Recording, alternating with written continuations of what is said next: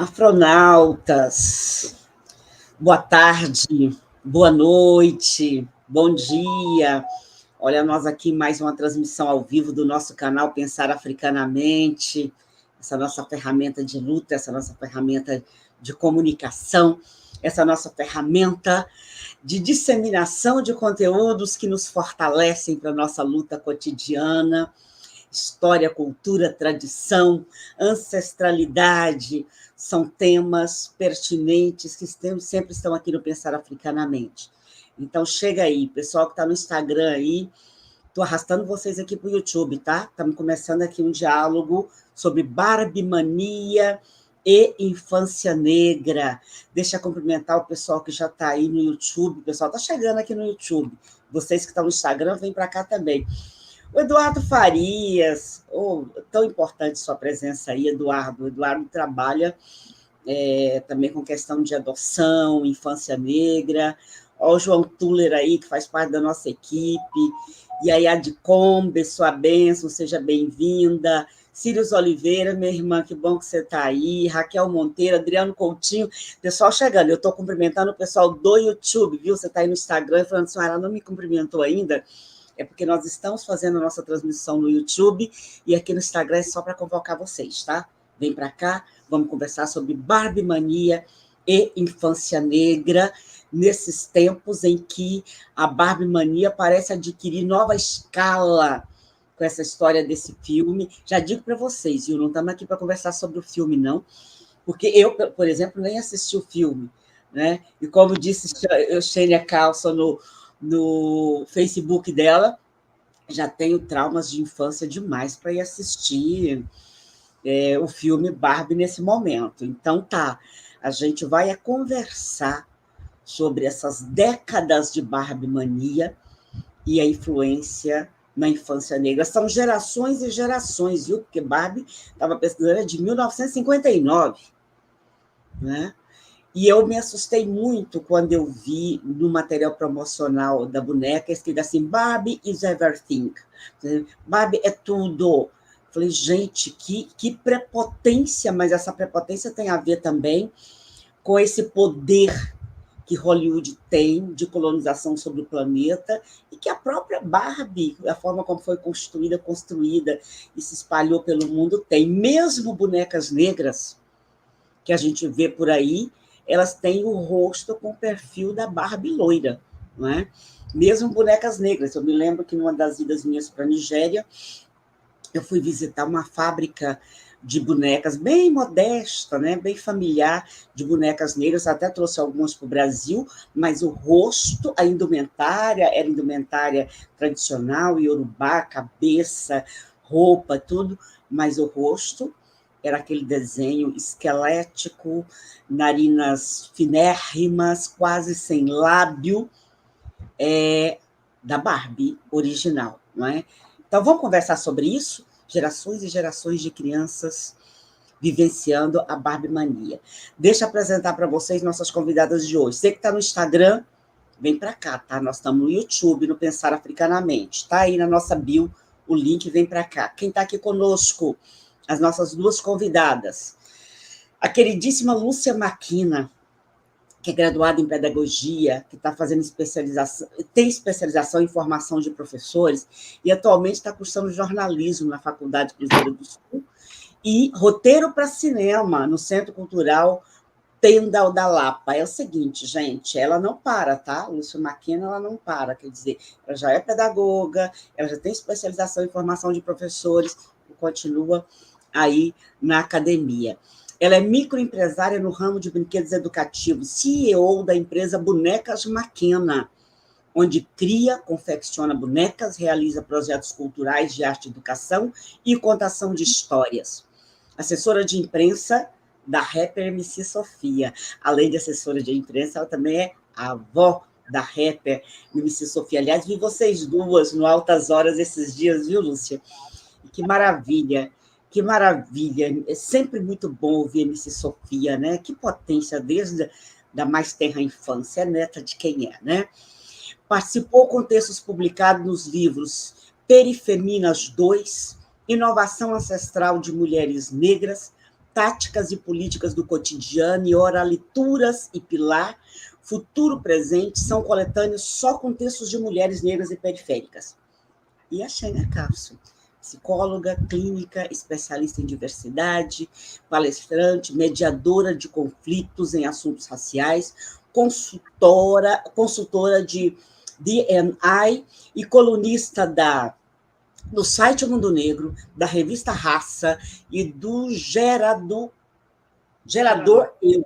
Gerador Eu. Isso aí.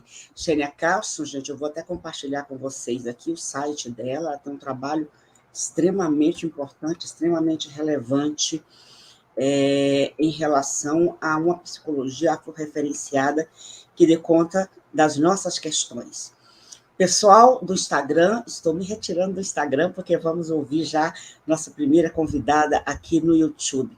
Vem para cá, tá? Vem para cá para o YouTube, Pensar Africanamente. Vamos conversar aqui, então, com as nossas convidadas. Estou esperando vocês. Saindo do Instagram, então tá, vamos direitinho aqui dar continuidade na nossa conversa no YouTube. Deixa eu ver, mais gente chegando aí. Baba Pedro de Logum, sua bênção, muito obrigada. Ele está nos acompanhando de Lisboa. Isso é porque a Xênia também fala a partir de Lisboa. Michele Sampaio, vocês devem dizer assim, nossa, esse horário para mim é estranho, o canal Pensar Africanamente, no meio da tarde, em plena segunda-feira. É exatamente porque é um diálogo binacional e a gente sabe que a gente tem um fuso horário que complica para quem está do outro lado do oceano entrar à noite. Então, vocês nos ajudam a disseminar o link aí, avisando que a gente está ao vivo. Afinal de contas, o que ocorre? Como não é um horário costumeiro do canal, as pessoas podem não estar atentas. Então, é o seguinte, dissemina geral, nós estamos no YouTube, nós estamos no Facebook, e no Facebook nós estamos em duas páginas. Na página da Mana Tânia de Carvalho de Angola e na página Pensar Africanamente. Dá seu like, dissemina o link e arrasta geral para cá. É o seguinte, nós vamos começar ouvindo Xênia Carlson, mais uma vez no Pensar Africanamente, muito obrigada, seja bem-vinda, por favor, querida, é contigo. Nos fala um pouco sobre o seu olhar, sobre sua análise dessa questão da Barbie-mania e seus impactos na infância negra, por favor. Bem, primeiramente, muito obrigada. Para mim é uma enorme felicidade e honra voltar, ainda mais com essa colega de mesa, né, super potente. Muito obrigada pela companhia, Lúcia. Também assistiu Altas Horas, foi demais. Né? Nem todas as meninas negras têm a sorte, né, de ter a infância, né, acompanhada por essa avó maravilhosa, enfim, né? E isso é tão importante, é tão fundamental, faz toda a diferença. É muito gratificante ouvir, ainda mais uma psicóloga que costuma, né, atender o dia inteiro, né, que minha jornada de trabalho às vezes é de 8 a 14 horas por dia, história de mulheres negras extremamente traumatizadas pela infância. Né? Como o trauma infantil ele é presente nas nossas vivências, nas nossas dores, né, e nos atravessam, né, em muitas situações gatilhos que nos fazem pensar e lembrar, né, de muitas experiências dolorosas.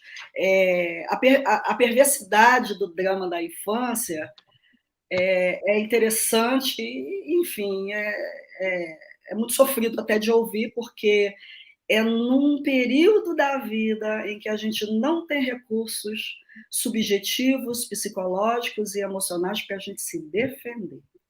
Essa é a pior parte da história, né? Tanto que as crianças negras, né, enfim, nós somos os sujeitos da linguagem, inclusive criança negra também tem, né, a sua inauguração, né, do trauma racial quando entra na linguagem, né, como Lacan vai lá dizer, né, na psicanálise, né, que o sujeito é o sujeito da linguagem, né, e é através da linguagem que a criança negra ela vai se deparar com os primeiros traumas, né, quando ela é racializada, quando ela é apontada, você é negra, ou também por aquela linguagem subliminar, né, que não é dita, mas os olhares, a diferença de tratamento, né? E quando a criança, né, através da linguagem, ela é localizada racialmente, né, que isso quer dizer que ela é diminuída, né, ela já entende que ela não é um objeto digno de investimento afetivo e que tem um social que a rejeita,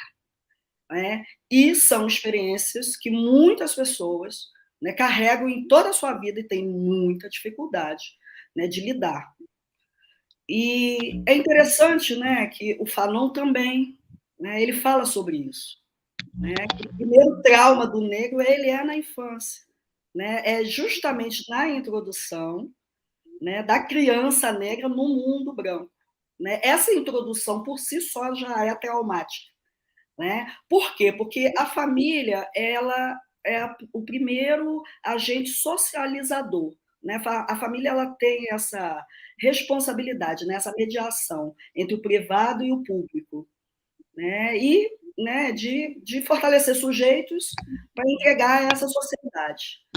Só que, enfim, como a gente vive em sociedades e estruturas racistas, né, a família branca, né, ela tem um ambiente muito similar a essa estrutura. Então, quando ela socializa uma criança branca, entrega a criança branca para a sociedade, essa criança branca ela vai se deparar com um espaço muito semelhante ao seu de casa, não há tanto estranhamento.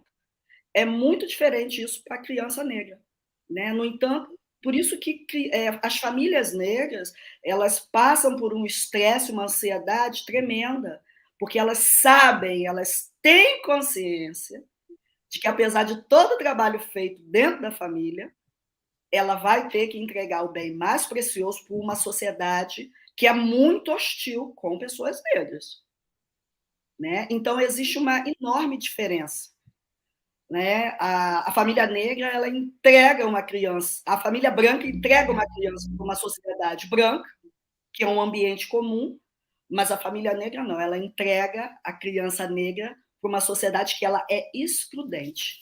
E aí, voltando a falar sobre a Barbie, eu não fui assistir ainda, eu já li algumas críticas, né? Parece que é um filme divertido, enfim, que tem muitas propostas, alguns levantam alguns debates, né? Mas se a gente for falar da identificação, né, e por si só, né, a psicanálise diz que a identificação tem por base o afeto, que é negativo e positivo, as crianças negras elas já começam a receber afeto negativo, né? E a gente sabe que criança negra tende a receber menos atenção na escola, né, menos afeto dos professores, é excluída de brincadeiras, é objeto de assédio e humilhação, né? E elas têm tendência a serem mais castigadas, inclusive por coisas que elas nem fazem, né? Atitudes assim cometidas até por outras crianças. Então essas crianças, né, elas passam por essa situação de invisibilização, né? E entendem muito cedo e de forma muito dolorosa que de alguma forma elas não são, né, pessoas, né, dignas de receber afeto e investimento. Tanto que professores tendem a acreditar mais em crianças brancas, né, porque tem né, aquela fantasia de crianças brancas, tem mais rendimento escolar, crianças negras têm mais dificuldade, e a gente já sabe que o debate é amplo, né? A Lúcia está aqui, que é pedagoga, ela tem muito mais propriedade para falar sobre isso, né? Mas eu, como psicóloga, eu tenho, né, que fazer essa articulação, né? Porque isso tudo tem consequências.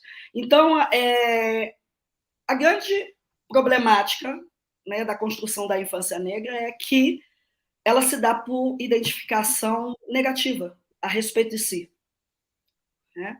Então, essas marcas, né, essa identificação, né, a criança negra, a pessoa negra, na infância, ela já é convidada a fazer uma identificação que está muito descolada com a sua aparência, sua vivência e a sua essência. Ela é convidada ao tempo inteiro a fazer uma identificação com sujeitos que não são parecidos com a gente, né? E aí entra a questão da Barbie, né? A Barbie é a menina ideal, né? É o feminino perfeito da branquitude. E é tudo que uma menina negra não é e nunca será. Nunca será. A Barbie é o simbolismo do ideal de ego branco, tão caro para nós, tão adoecedor, né? Visto que numa sociedade de estrutura racista, que tem o ideal de sujeito, o ideal de ego branco, né, joga as pessoas negras numa situação muito complicada, complexa, delicada e difícil, né? Ter que atender um ideal que é impossível da gente dar conta, né? Fisicamente e subjetivamente.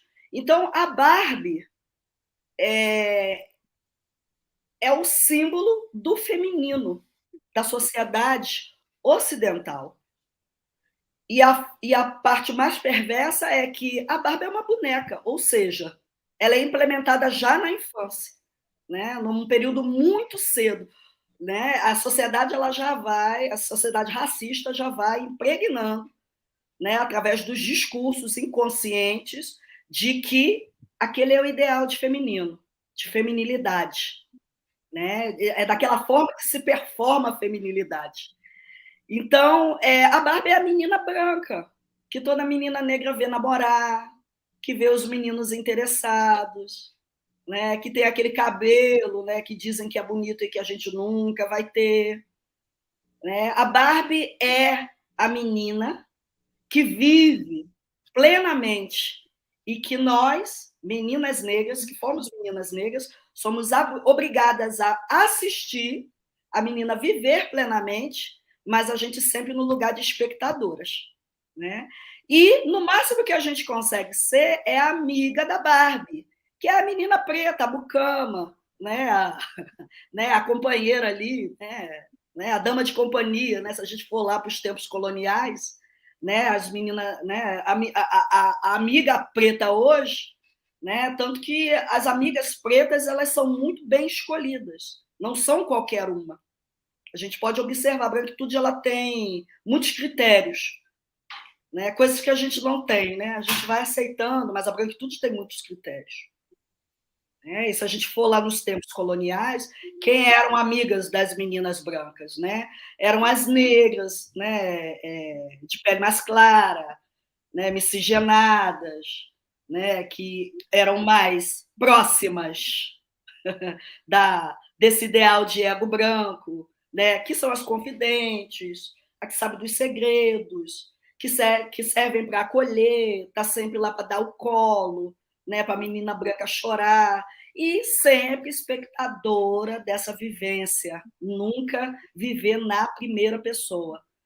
Né? E aí é muito doloroso, porque a Barbie ela traz esses significados para a nossa vivência. Para a nossa vivência. Né? E aí é muito interessante ver a Barbie mania, né? Todo mundo vestido de rosa. É interessante, a gente tem mais é que se divertir mesmo.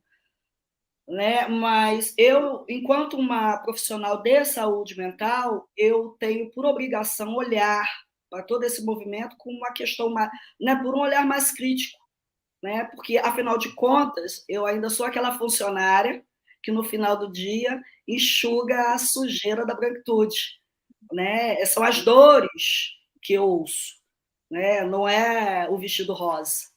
Então, e também, qual é a proposta? Qual é a proposta? Porque a gente está falando aqui das dores, né? O que a gente faz com elas? Primeiramente, a ressignificação das nossas vivências, apesar de ser um processo muito árduo, porque ainda somos essa sociedade, né, que se estrutura dessa forma e ainda não vê a mulher negra como o ideal de feminino e um objeto a ser investido amorosamente e afetivamente. Né? Inclusive, isso também afeta as escolhas afetivas dos homens negros. Os homens negros desejam a Barbie, eles não desejam a mulher negra. Né? Poucas exceções. Né? Enfim, se esse é o ideal de feminino, né, em uma certa medida, né, atravessa. Né? E aí cai por terra aquele discurso de que o amor é algo que acontece. Né? O amor é uma construção social, né? A distribuição dos nossos afetos, né, tem uma relação direta como somos forjados enquanto sujeitos. né? Então, a coisa é muito mais profunda e demanda a retirada da romantização. E o que, que nós, enquanto mulheres negras, que fomos meninas negras um dia, podemos fazer para nos proteger? Né? Primeiramente, as que são avós, as que são mães. Hoje, eu acho que tem muito mais recursos para oferecer para as nossas meninas negras de hoje, que têm um pouquinho de mais sorte. É tão bom ver, né, que a gente tenha mais recursos, mais mecanismos, né, oferecer outras opções, né, são detalhes que fazem toda a diferença, porque isso significa saúde mental, saúde emocional, saúde afetiva, né, saúde feminina. E para as que não tiveram oportunidade, é o convite à ressignificação. Como é que a gente está distribuindo os nossos afetos? Né? Como é que a gente faz para se fortalecer em rede? Como é que está a nossa saúde mental e emocional? Então, são reflexões que devem ser feitas e a gente não pode desistir. Né? Não somos Barbies, não seremos.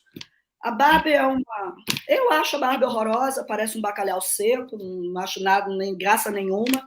Embora, quando era uma menina, achava a Barbie o máximo, né? Mas só o ponto em que eu cheguei, né, de sair daquela menina que achava a Barbie o máximo, a boneca mais interessante dentre todos os brinquedos, e hoje ser uma mulher negra e achar a Barbie um bacalhau seco e que não tem nada de interessante, já é um enorme passo, né? É uma grande conquista, né? Entender que eu, enquanto mulher negra, nós, enquanto mulheres negras, temos recursos internos, né, para poder fazer essa ressignificação e encontrar um lugar, construir um lugar, né, nessa estrutura perversa, né? E como é que a gente pensa em possibilidades de construção desse lugar de uma mulher negra que também merece ser objeto de investimento afetivo, merece respeito, né? Que também se preocupa com a própria autoestima, com o próprio autocuidado. Então, é uma luta, são esforços contínuos, mas ninguém salva uma mulher negra. Ou a gente se salva, ou a gente se salva entre nós. É isso. Agora eu quero ouvir a Lúcia. É isso, a gente se salva entre nós o tempo inteiro. Marilyn Hendricks nos acompanha nos Estados Unidos, dizendo: e ontem fui ao concerto da Beyoncé, que delícia. A Bárbara Porfírio, gente, da nossa equipe do canal, está aí acompanhando. Ela dizendo: a gente queria a Bárbara porque todo mundo queria, né? Sirius lembrando, né, capitalismo na veia, né, a indústria hollywoodiana se jogando sobre o mundo. E só para não esquecer, Nícia, deixa eu ver se é Nícia, Nicla Gaspar nos lembrando, hoje é 31 de julho, Dia da Mulher Africana, também o Dia da Mulher Panafricana, né? Então, só para lembrar. Olha aí o professor Anderson Flor vindo aí nos acompanhar. Gente, é o seguinte, eu fico assim. Não, deixa eu passar para a Lúcia primeiro, depois eu faço o comentário que eu ia fazer agora. Lúcia, bem-vinda de volta ao canal, querida. Muito obrigada, viu? É contigo. Boa tarde a todos, todas e todos. Eu quero agradecer mais uma vez, né, por estar presente aqui. É sempre uma honra poder estar conversando com vocês no canal. Tá baixinho, é só para mim, para vocês também tá baixo. Tá ouvindo bem, Xênia? A Lúcia está um pouco baixinha para mim também. Talvez seja para todos. Talvez ela possa aumentar. Tá, você tá com o microfone, talvez chegar um pouquinho mais perto da boca ajuda. Vamos ver. Tá bom assim? Melhorou? Vamos ver. Meu Deus, aí eu não sei como que... Porque aqui no tablet está no último volume já. Uhum. Aqui, assim. Ficou melhor? Vamos ficar bem atentas para te ouvir. Ficou melhor assim?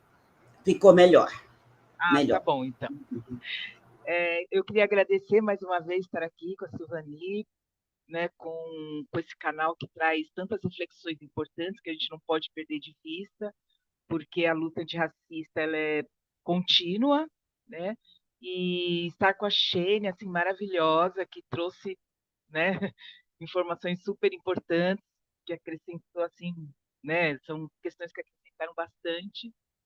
Mas eu vou começar me apresentando, vou começar falando, assim, um pouco da minha pessoa, né, vou falar um pouco de mim. E aí eu trouxe algumas reflexões da minha infância, né, que eu tenho 62 anos, a Barbie acho que é um pouco mais nova, né, que a Silvane passou a idade dela, e na minha infância realmente eu tive um boneco branco, né, que eu nem era dificílimo na década de 60, 70 ter bonecos negros para você encontrar por aí. Eu tive um boneco branco, me virei com ele como deu, né? Mas eu tinha assim a minha família, por parte de pai e de mãe, uma família negra, né? E eu morava com os meus avós por parte de pai e minhas tias e meus primos, então todas pessoas negras. Então a gente não tinha um debate sobre essa questão, mas a gente tinha uma autoestima, né? Que, lógico, quando sai, aí vai bem o que a Xênia falou, quando a gente sai do nosso núcleo familiar e vai para a escola, né? Enfim, aí sim que a coisa muda o rumo das coisas, né? Então, por exemplo, eu nunca, antes de ir para a escola, tive grandes preocupações. Mas assim que eu fui para a escola, lá para meus 10, 11 anos, 9 anos, por aí, eu voltava para casa, ia no espelho tentar diminuir é, os meus lábios, por exemplo, né? Porque sempre foram carnudos. Então eu lembro, essa cena para mim é muito forte, porque eu lembro que eu ficava muito no espelho, fazendo assim, sabe? Para ver se ele diminuía, né? Ainda bem que eu não cometi nenhuma mutilação de fato, né? Porque a gente tem histórias complicadas, né? Então, assim, eu tinha a tranquilidade em casa, mas eu não tinha fora, né? Então, o mundo fora é o que a China colocou muito bem. Ele está preparado para as pessoas brancas, né? Então, uma criança branca que sai do núcleo familiar e vai para a escola, que é um outro espaço de socialização, né?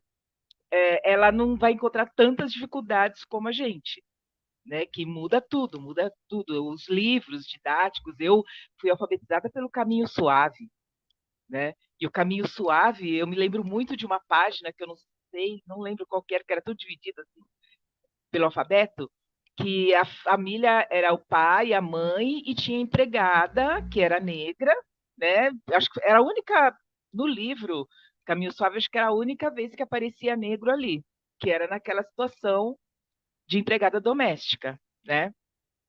E aí não vamos abrir esse debate, porque existe uma luta muito grande das empregadas domésticas, a gente sabe o valor delas e tudo mais, mas a representação ali não era uma representação para autoestima, era uma representação para, tipo, esse é o seu lugar e daqui você não vai sair. Né? O livro, nas entrelinhas, passava isso, né? Porque todas as outras imagens era a criança brincando, correndo, sendo médica, sendo isso, sendo aquilo, né? Então, assim, na minha juventude, conforme eu fui crescendo, eu fui mexendo. Eu lembro que até os 13 anos, mais ou menos, eu não mexi no meu cabelo, mas com 13, dos 13, 14, 15, eu alisei o meu cabelo, né? Que minha prima era cabeleireira e ela mexia com isso. Alisou meu cabelo com a pasta Guarnieri, não sei se vocês conhecem. Nosso cabelo é muito bom pra gente, porque hoje ele tá aqui firme e forte, mas coitado, né? E aí eu usei, até hoje eu sinto aquele cheiro forte no meu nariz, uma coisa que ficou assim marcada, né? E aí eu dei um exemplo do racismo estrutural, né? Que é você sair seu núcleo familiar e ir para a escola, e lá você perceber que você não é aquela pessoa tão desejada no sentido de ser acolhida pela escola, pela sociedade. E aí, depois, o racismo estrutural ele vem em outro momento, que é nesse momento de pré-adolescência, adolescência, quando eu começo a alisar o meu cabelo, né? E aí eu aliso o cabelo, e aí o que acontece? O racismo estrutural vem da forma que a gente está falando de capitalismo, vem da forma como você não acha shampoo, condicionador para o seu cabelo. Então, eu lembro muito que eu usei E o pente, gente, o pente é mais trágico, né? Como nos torturavam com aqueles pentes disponíveis, né? aquele quente, né? Usei tudo, gente. Aí eu lembro muito que eu comprava os produtos se não me engano, acho que era Colorama, aqueles shampoos Colorama, que tinha o rosa e tinha um amarelo, me parece, mas como que eu ia procurar esses produtos, né? Eu procurava o shampoo para cabelos ressecados, para cabelos danificados. Meu cabelo não era nem ressecado e nem danificado, né? Então, assim, mas eu sempre procurava, eu nunca procurei para o shampoo normal, porque tinha o normal, né? Então, nunca procurei, porque eu achava que meu cabelo não era normal, né? Por ele ser um cabelo crespo e tudo mais. Então, a estrutura do racismo, o racismo estrutural presente ali na minha pré-adolescência e tal. Só que eu fui resgatada, né? Eu falo sempre isso, até falei ela no programa, pelos bailes blacks, né? Então, nos bailes blacks, onde a gente se fortaleceu, aí eu volto a usar o meu cabelo black, a minha carteira profissional, que eu tirei lá pelos 14 anos, eu tô com um black enorme na minha carteira profissional, né? E aí eu comecei a me fortalecer muito mais, mas já do lado de fora, né? Mesmo a gente estando na ditadura, mesmo tendo mil problemas da ditadura, mas a gente saía e ia se fortalecer nos bailes blacks, né? E ali se estruturar, e nessa época, como eu acho que eu devia estar num processo, né, de pós-alisamento, então eu lembro que eu usava muito um produto que eu também tenho até hoje, o cheiro nas minhas narinas, que era um amarelinho, que eu esqueci o nome dele agora, que a gente passava e fazia, amassava assim para ele ir voltando, sabe? A ficar crespo novamente, né? Então, assim, a gente não tinha produtos, né, que de fato respeitassem a estrutura, a textura do nosso cabelo. E isso faz parte do racismo estrutural. Porque você não vai ter uma indústria, você vai trabalhar em cima de um tipo de cabelo e os outros. Não é possível que eles não sabiam disso, né, gente? Hoje eles estão fazendo todos os produtos, mas também não estão fazendo porque finalmente eles descobriram a gente. É porque o racismo estrutural está aí, mas a gente está aqui também lutando, né? Como bem disse a Xênia, a gente está lutando e transformando essa história, né? É, refazendo essa história, né? Está mudando esse processo, né? E outra coisa importante que também nessa minha época de adolescente me colocava assim como uma pessoa negra e eu entendendo que eu não era uma pessoa aceita na sociedade, era quando a gente ia ter a carteira, quando ia procurar o trabalho. Eu lembro que eu usava muito o Diário Popular, eu acho que eu comprava o Diário Popular, que vinha empregos. E aí quando estava escrito boa aparência, precisa se deixar boa aparência, eu nem ia. Porque eu não sei porquê, mas eu relacionava a minha negritude à boa aparência. Então eu falava, eu não vou porque pela minha cor eles não vão me pegar. Então vocês vejam que o racismo estrutural sempre jogando na nossa cara, né, que a gente não era bem-vindo aqui, que inclusive a gente nem veio porque quis, nós somos sequestrados, né? E uma outra informação é que a gente precisou se politizar, né? Então, na década de 70, em 73, tem o MNU, e ele vem trazer essas reflexões sobre o racismo. Né? Ele é criado e vem trazer essas reflexões sobre o racismo. Agora, um pouco falando de educação, que a Xênia colocou muito bem né, essa questão, é, a gente tem uma pesquisa de que já há mais de 70 anos que as pessoas negras que tiveram acesso à educação, eles lutaram, né, para que houvesse uma educação que de fato acolhesse a população negra nessas escolas, né, nesses espaços.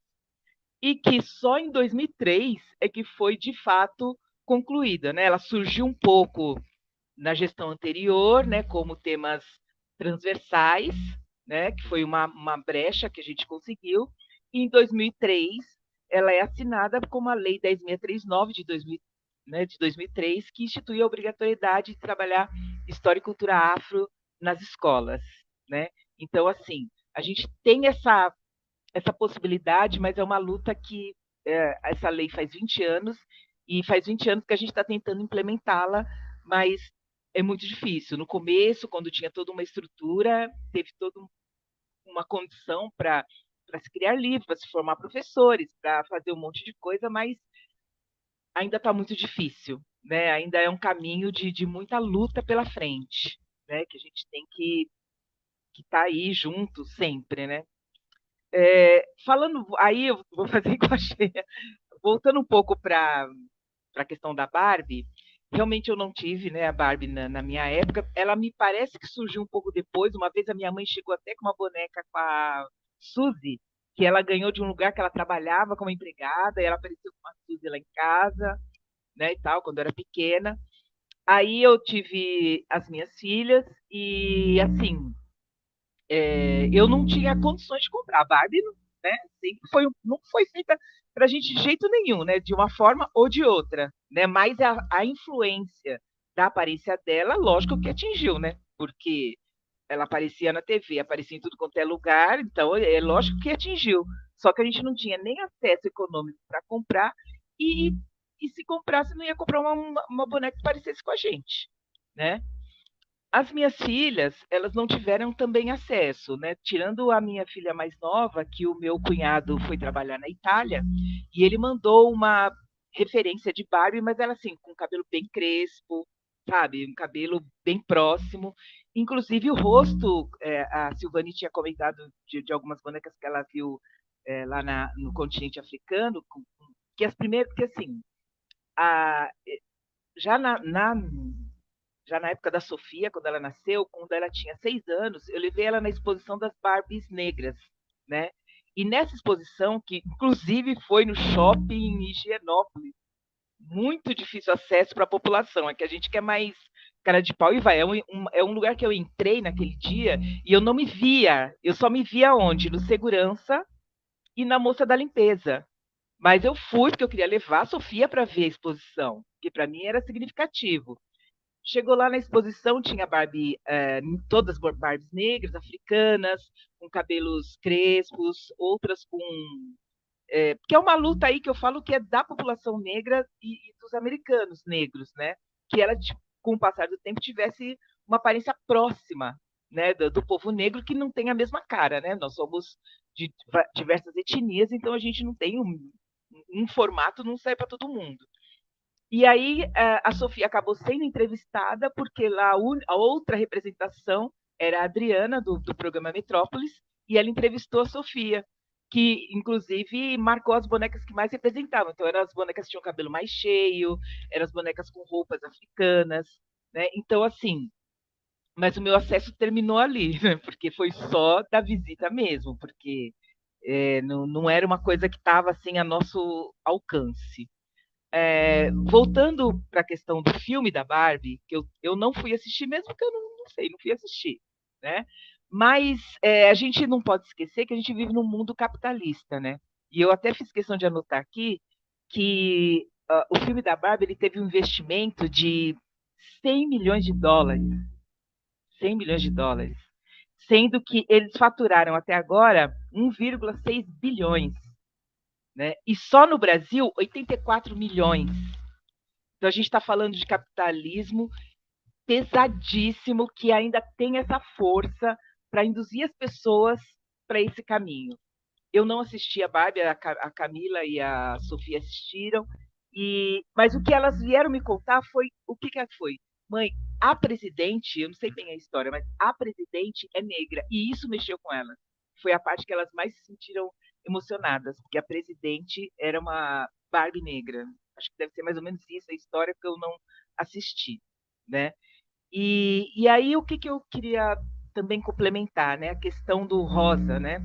E aí a Xênia deve saber bem mais que eu, porque está mais no campo da psicologia, mas eu já havia pesquisado há algum tempo atrás sobre isso, porque sempre há discussão sobre o rosa e o azul, e lógico que eu vou falar tudo no campo eurocêntrico, né? Porque esse debate ainda no campo eurocêntrico.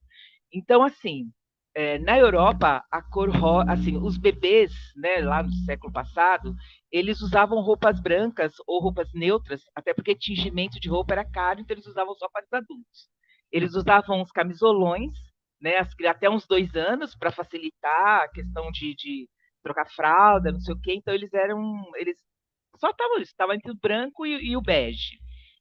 até que em algum momento eles resolveram colocar cores para essas crianças. E aí ficou o vermelho para os meninos, porque o vermelho para eles vem do fogo, vem da energia, vem da guerra, essas coisas, e o azul, que ele era mais tranquilo, assim, e então eles eram para as mulheres também uma homenagem à Nossa Senhora, enfim, eles tinham lá esse olhar. Depois da Segunda Guerra, principalmente, os Estados Unidos tomou para si essa questão de cor de roupa, né? Então ele, para não dizer que copiou, né? Sendo um país que estava no começo da industrialização e ele deve ter visto uma oportunidade ali, eles mudaram simplesmente as cores. Então colocaram o azul para os meninos e ficou a impressão daquela cor de força, e o rosa para as meninas, com a impressão também da delicadeza que não passa de superficial, né? E até hoje está impregnado isso na cabeça das pessoas, né?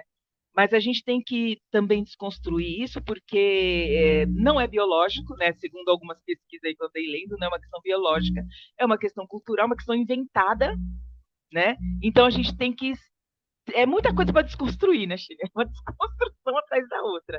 Mas eu estou trazendo isso porque é uma coisa que eu sempre procuro falar, gente, tira isso, assim, porque para os homens, principalmente homens héteros, a cor ela tem um peso, né? Ela define esses homens, né?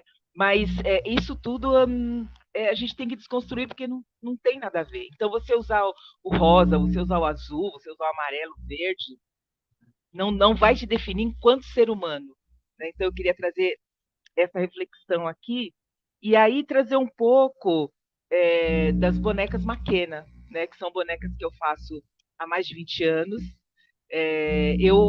Hoje eu posso dizer que foi um chamado assim dos ancestrais em algum momento, porque do nada eu resolvi fazer as bonecas, buscando do nada, mas do tudo, né? Do nada do tudo. Buscando um pouco da minha avó, né? Minha avó por parte de pai, mineira, e que costurava e tal. Ela não fazia bonecas, mas ela costurava roupas de retalho, ela tinha toda uma questão com costura. E aí eu comecei a fazer essas bonecas mesmo para conhecer e para dar para as minhas filhas, e depois eu fui levando para a escola, e depois eu fui começar a fazer eventos. Essas bonecas me levaram a muitos lugares, né? Sabe, a ponto de eu estar trabalhando, de ficar muitos anos trabalhando só com as bonecas, mas elas me levando a questão de palestras, a questão de trabalhar a Lei 10.639, né? Trabalhar a Lei 10.639 com afinco nas escolas. E aí eu vou até abrir um parênteses, porque assim, a gente ficou anos indo nas escolas, tanto pela prefeitura, o Estado muito pouco, não preciso nem falar, mas mais pela prefeitura, só que assim, no momento que a prefeitura de São Paulo, recentemente, resolve adquirir bonecas negras para as escolas, eles não lembraram das bonequeiras, e não sou só eu, né? Eu, Preta Pretinha, Nega Fulô, eles não lembraram da gente para poder estar contribuindo nesse processo.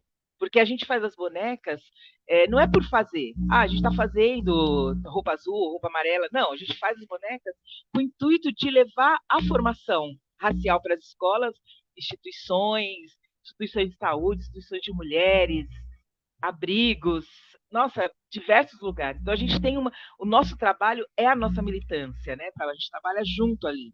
E nesse momento a prefeitura resolveu optar por outros caminhos que a gente não sabe até agora quais foram para adquirir essas bonecas, e a gente ficou sem entender direito.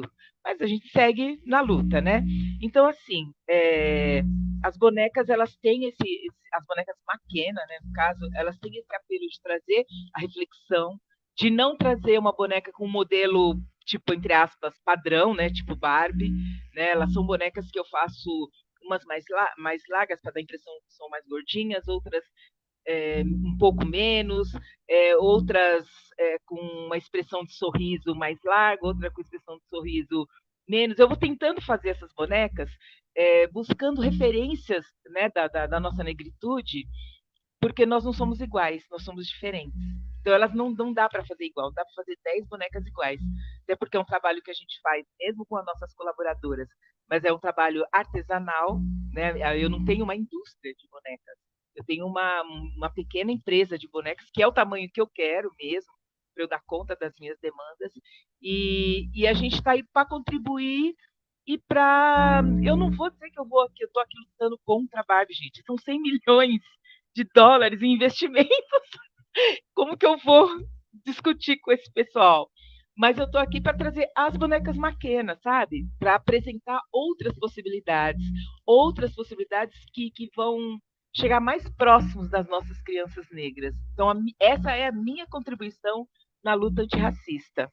Né? E além disso, tem a Sofia, que fez, na música dela, Menina Pretinha, tem uma frase que diz assim, Barbie é legal, mas eu prefiro a Maquena. Então a gente traz dentro da música isso. Ela fez a música Barbie Black, né? Que é aí mais para frente ela fez a Barbie Black, e ela traz uma Barbie assim com outras possibilidades, sabe? Mas com a cara nossa negra mesmo, né? Então não tem aquela referência, aquela Barbie de mini saia, não, ela já traz com outras, sabe? A roupa assim, que ela traz lembra mais aquelas mulheres negras baianas que usavam aquelas bijuterias, que as mulheres negras sempre tiveram acesso às bijuterias, né? Não tinham o ouro, mas a gente sempre muito criativo, né? Então, as bijuterias.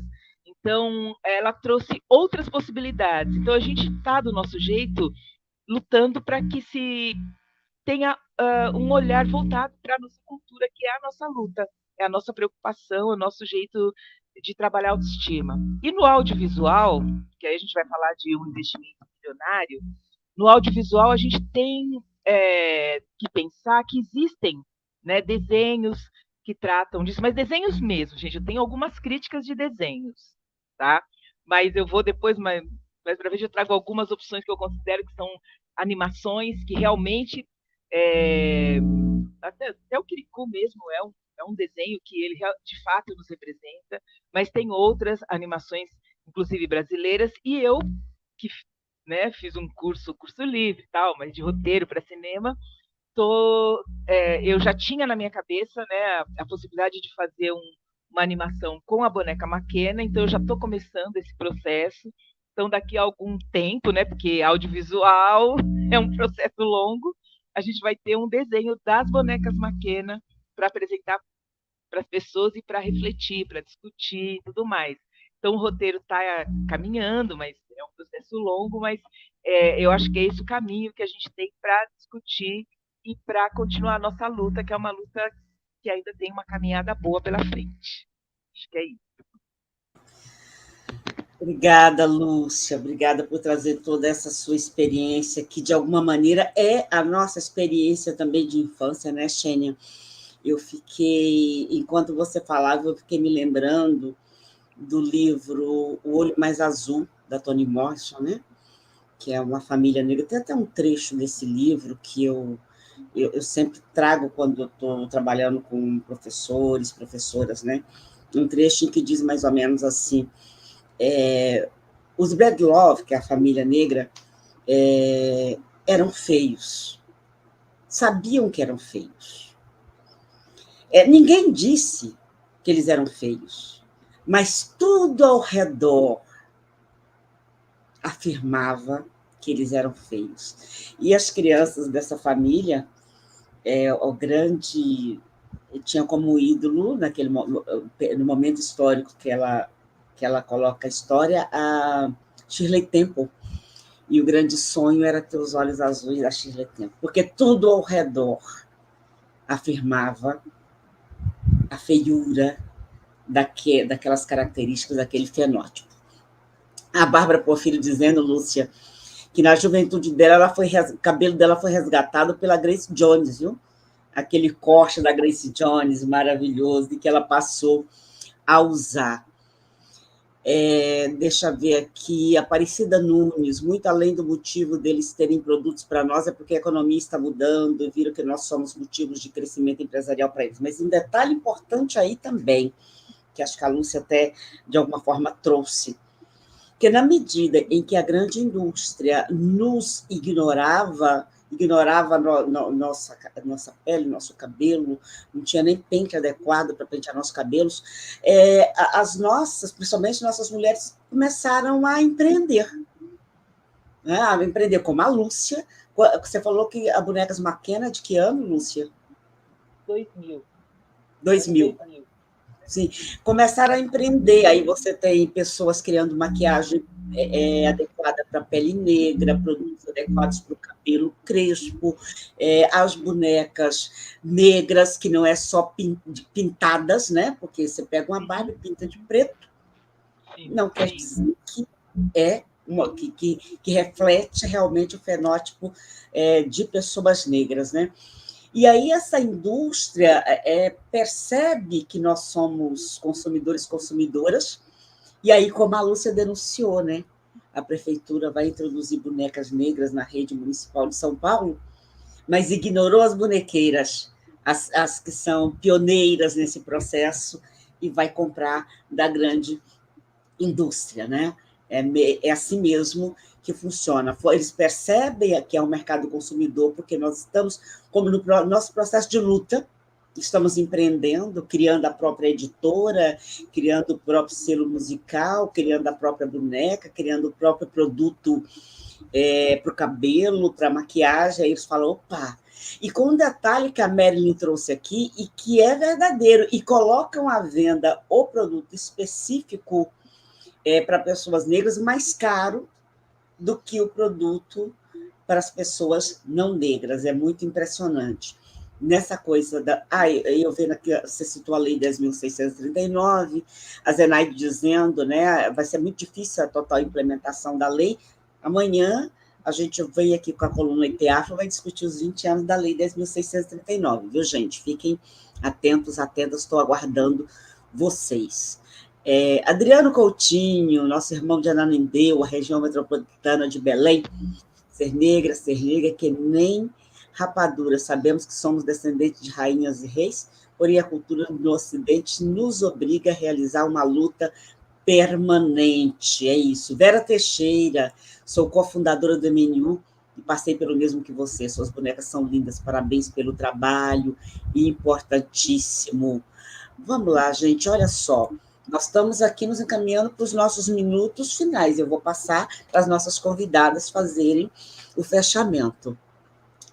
Deixa eu ver aqui. Eu estava com 1000 coisas aqui, mas na medida que a Lúcia foi falando, eu fui reconhecendo a minha infância na infância dela, né? Acho que nós somos dessa geração, como nós somos também das gerações de movimento negro que operaram essa grande transformação.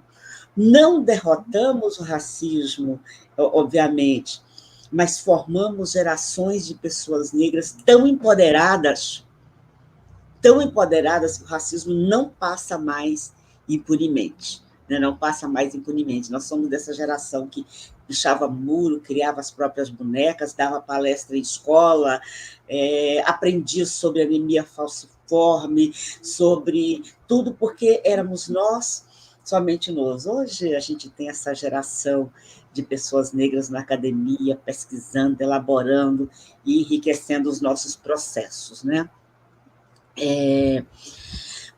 Só uma coisinha que eu preciso contar, porque a gente tinha, nessa prática nossa de movimento negro, que a gente fazia tudo, uma coisa que nós tínhamos o costume de fazer no MNU Goiás, era sempre que você passava na porta de uma loja de brinquedo, a gente entrava e perguntava, tem boneca negra?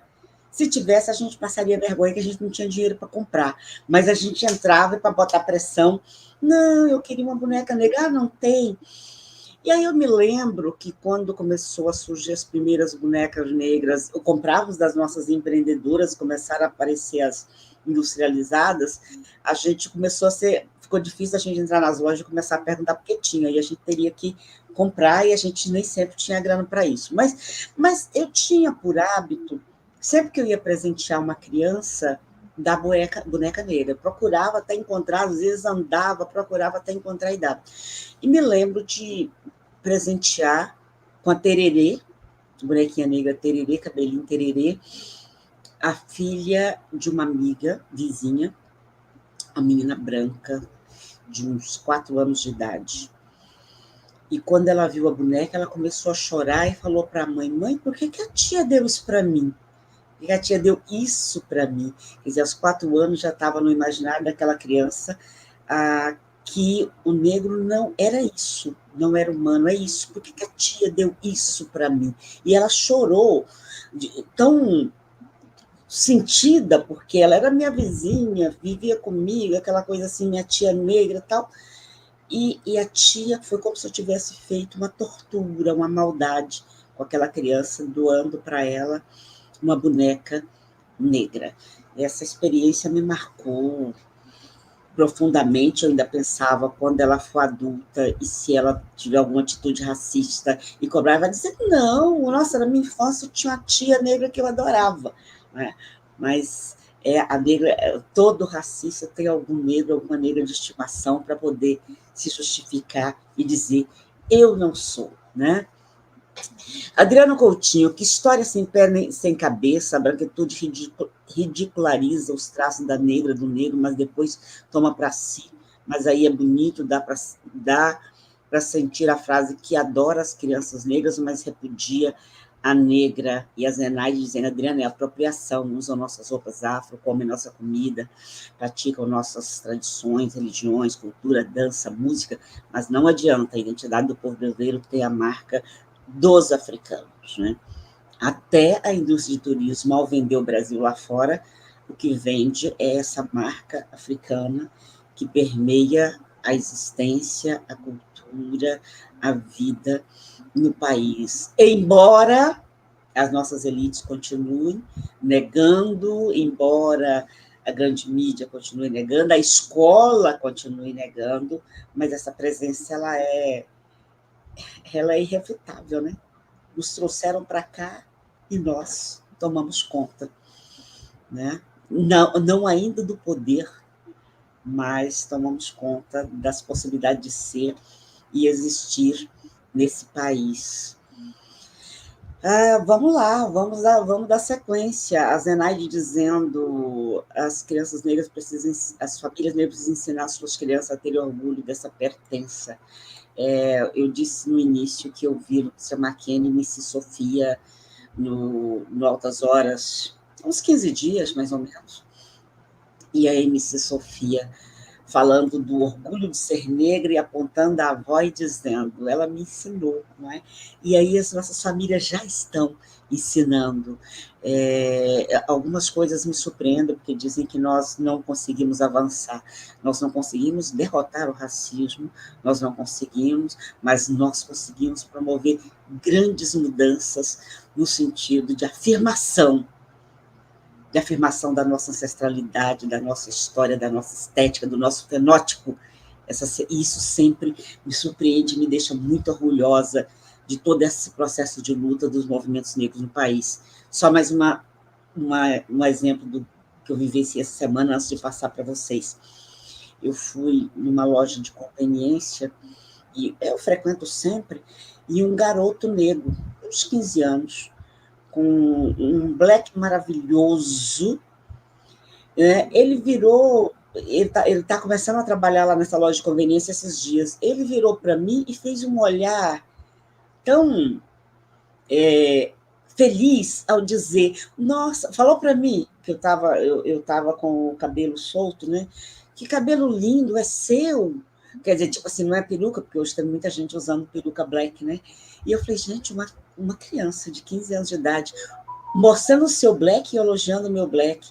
Isso há 10 anos não era possível. Então, sim, fizemos grandes transformações nesse país. Grandes transformações. Mas é isso, gente. Nós estamos nos encaminhando para encerrar e nós vamos ouvir mais uma vez as nossas duas convidadas. Quem chegou depois tem que assistir desde o início, viu? Porque foi um diálogo de grande riqueza. Eu vou devolver para a Lúcia Mackenzie, vou deixar a Xênia por último, porque ela faz um fechamento para nós a partir desse lugar dela de trabalho, né, que é trabalhar com as experiências que nos adoecem cotidianamente, né? Lúcia, por favor, querida. Bom, eu queria só fazer algumas colocações a partir da sua fala, né? Que a questão da apropriação cultural. Seu microfone mais pertinho um pouquinho. Melhorou agora? Então, eu queria fazer uma fala a partir de alguns pontos importantes que você colocou, por exemplo, a questão da apropriação cultural, porque, assim, é impressionante como né, a sociedade fez com que eu tivesse vergonha dos meus lábios e eu ficava tentando com que eles diminuíssem. E hoje as mulheres brancas, principalmente, usam um monte de botox e todo mundo acha lindo, maravilhoso.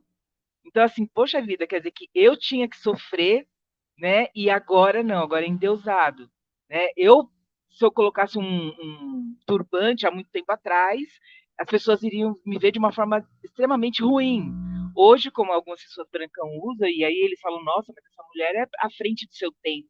Então, a questão da apropriação cultural é um debate muito profundo que a gente não pode deixar de ter sempre, sempre, sabe? E eu acho que é super importante estar sempre falando sobre isso. Você falou também que assim eles gostam da nossa cultura, né?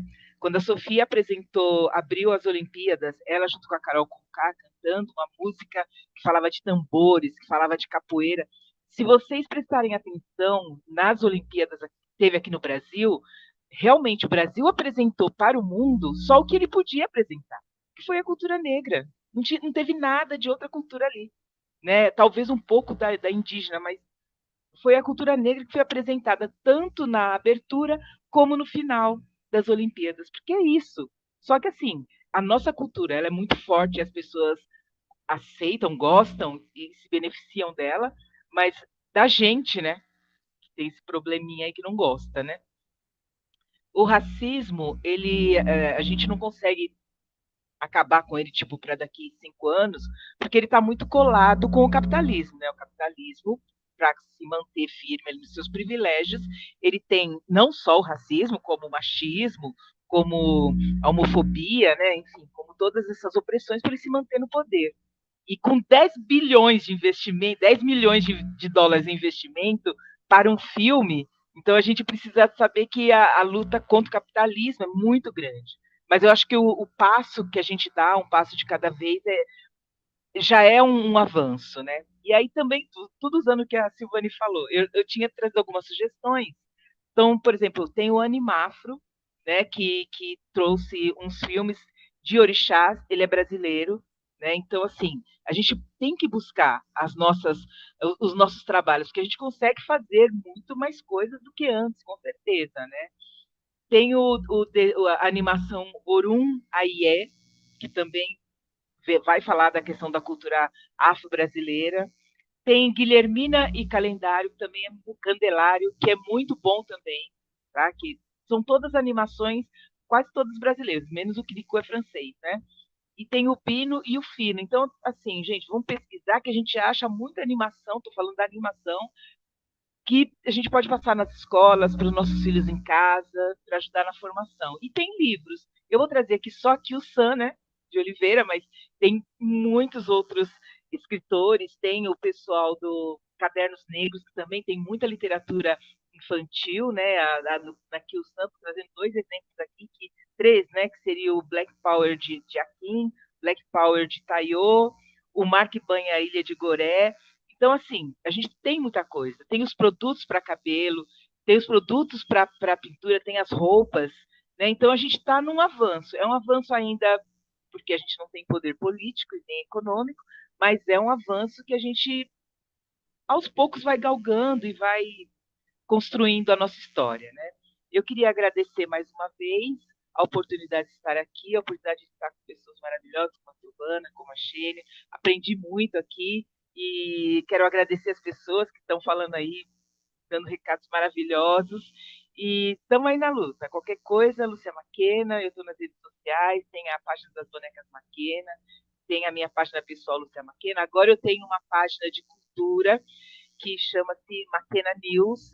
Então eu trago que foi relacionado a homens e mulheres negras, a debates, a discussão, faço cobertura de alguns eventos, né? E é isso, a gente vai se fortalecendo. E como você falou, Silvani, um monte de coisa que eu faço.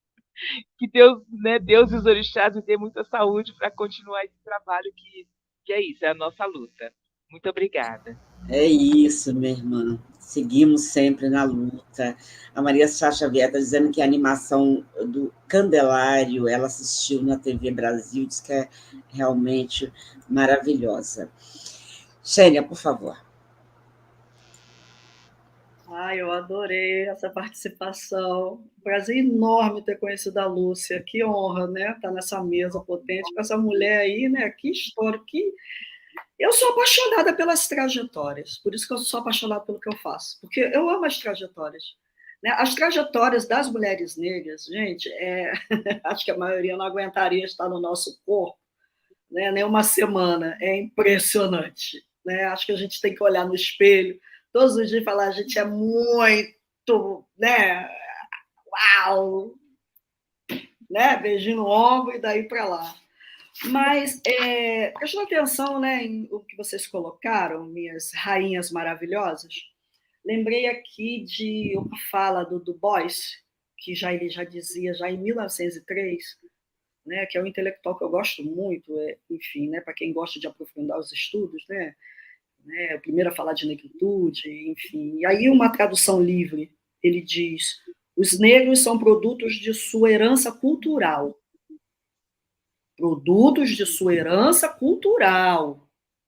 mas acabam por ter que se adequar, se formatar de acordo com as exigências do mundo branco. Né? Eu acho que é muito o que a gente acabou de discutir hoje.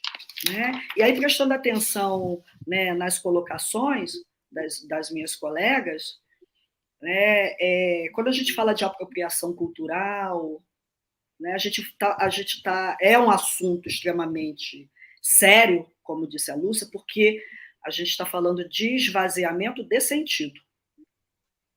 Né? A boneca Maquena, ela é produzida através do sentido que a nossa cultura nos dá. Não é a boneca Barbie preta, porque agora, né, por uma questão ética, tem que se incluir uma boneca negra, indígena, né? Não é uma questão instrumental, muito pelo contrário, né? É uma herança, né? É uma história, é uma linhagem, é os hábitos, as trocas afetivas, né, de sentido que a gente tem, né, enquanto sujeitos da cultura. Né? Então, esse mercantilismo das nossas coisas é algo muito desprezível de se ver. Né? Olha o que aconteceu com o carnaval, olha o que acontece com a capoeira.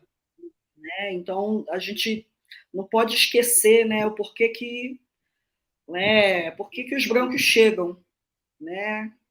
O candomblé mesmo é um ambiente que, enfim, se a gente for olhar para o histórico do candomblé, depois da chegada do branco que virou comércio.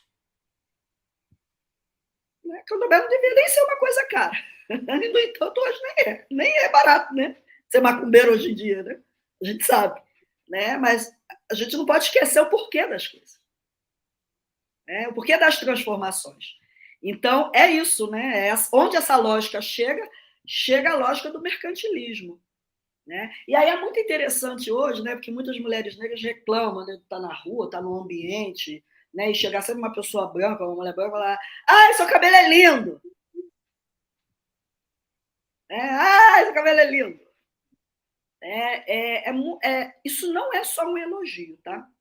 Isso é culpa, porque é um grupo social que teve, né, um trabalho de 500 anos, né, árduo, de nos tirar tudo, nossa beleza, nossas virtudes, nossas qualidades, e que às nossas custas a gente recuperou.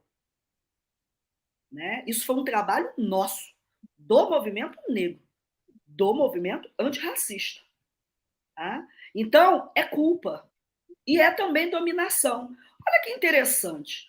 Pessoas que trabalharam arduamente para falar que a gente é feio, feia, que os nossos lábios são muito grossos e hoje estão preenchendo, né? Que usar extensão quer ser branca e hoje usam extensão, né? Que a nossa bunda é grande, né? Nossos peitos são grandes, inadequados e hoje estão lá enchendo as salas de cirurgias plásticas, né?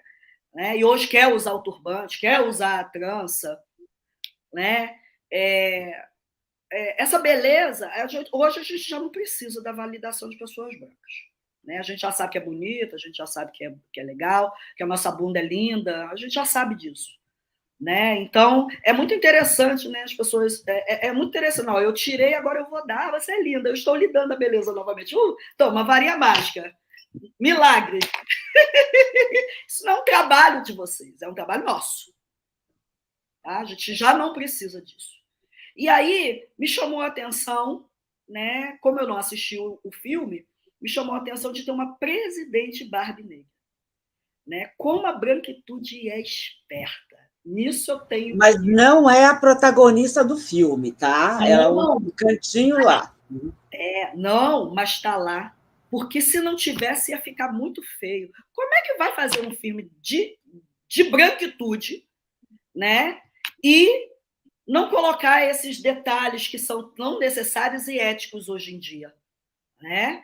Precisam também da nossa bilheteria, da nossa presença. Afinal de contas, estamos falando de um lucro de 1,6 bilhões, que sem a nossa colaboração talvez não chegasse a essa marca.